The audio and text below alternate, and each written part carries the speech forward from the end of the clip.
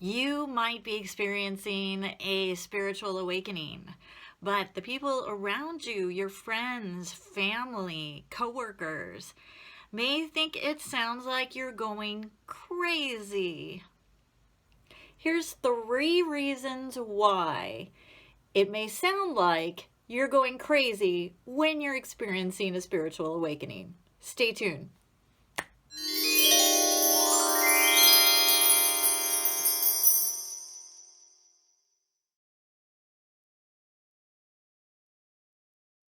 So you're experiencing a spiritual awakening, you think. And that can be extremely exciting and amazing and profound and blissful. But you might have discovered that the people closest to you, your friends and family, aren't nearly as excited. In fact, they may think you're going crazy. They might have even suggested that you need therapy or perhaps medication.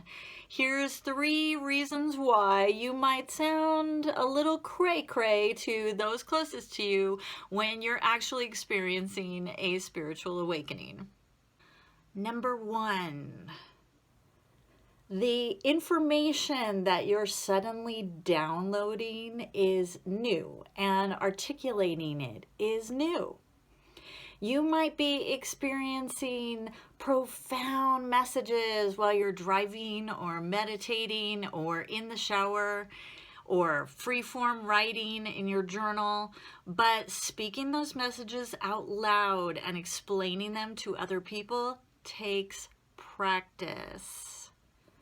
When you first start to relay what's in your mind, you might feel and even sound a little awkward or confused, or the message might not come out nearly as profound and succinct as you heard it intuitively or understood it intuitively, which is why the people closest to you who are hearing your verbal delivery without receiving or understanding the benefit of the intuitive insights that actually delivered that message to you may think you sound like a crazy person. For instance, I've been experiencing my own spiritual awakening, and I frequently download entire profound messages and insights that I want to share, but I'm having to learn how to do that on video. Can you tell that I'm kind of awkward right now? It takes practice to take what's in your mind intuitively and deliver it to another person or on camera. So it's going to start out maybe a little bit awkward, and you've got to understand that the people that you're talking to and trying to share these new insights with, they weren't privy to your intuitive downloads. They're just hearing the person that they've always known suddenly saying something very new. Number 2, you're super excited.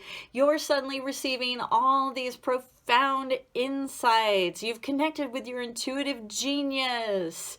You're thinking of following your calling. You suddenly know what your calling is. It's very profound. It's very exciting. Connecting with divine source feels very blissful. But when you're talking to those closest to you, you're not having some sort of mystical mind meld where you transfer your energetic experiences. You're talking to people who know you really well, the old you. And suddenly you're talking about metaphysics and divine source and intuition and following your calling.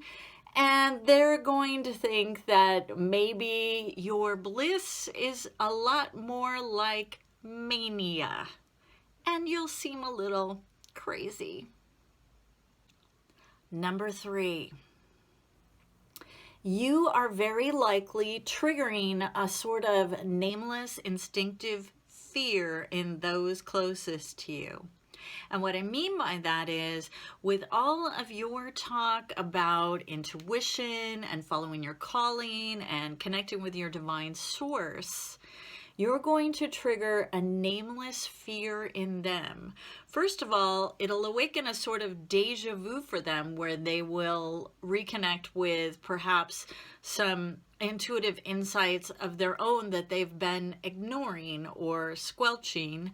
And second, there'll be this sort of instinctive, nameless fear that you're going to say or do something that is going to get you, and then by association, them, ejected from the tribe. We all have this fear. It's something that I talk a lot about when I talk about the tribal survival matrix. It's our instinctive fear of saying or doing something different from the norm that gets us ejected from our tribe. So your family members and friends are part of your current tribe, and instinctively they may react with fear, which can sound a lot like anger or frustration or telling you to snap out of it or stop talking so crazy, because you're triggering that fear inside them, that tribal survival mode where they do not want you to do anything rash or crazy or so beyond the pale that they somehow get ejected from their tribe. They lose their job, their friends stop talking to them, they stop getting invited to parties, whatever it is. Most of us don't think that hard. We just experience this knee-jerk reaction, which is our instinctive response to the fear of being ejected from the tribe. So there you have it, 3 reasons why when you start to experience a spiritual awakening and you want to share it with those closest to you, that they may not react the way you're hoping they will. They may sound like they think you're a little crazy, or they may get frustrated or angry or tell you to go back to normal or go back to yourself, or suggest that you need to see a therapist or be on medication or calm down and just chill out and don't do anything rash. Keep this in mind. I hope this is helpful when you are experiencing your own spiritual awakening.